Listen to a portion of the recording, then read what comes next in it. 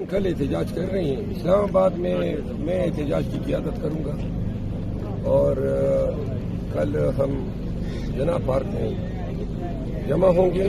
حکام کو ہم یہ کہنا چاہتے ہیں کہ میں اپنی ذمہ داری پہ یقین دلاتا ہوں کہ پرامن احتجاج ہوگا.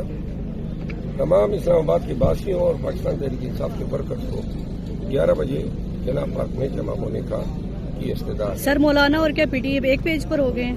مولانا کے ساتھ جو ابھی آپ کا سوال ہے، مولانا کے ساتھ جو بات چیت چل رہی ہے وہ ہماری احتجاج کی حد تک ہے.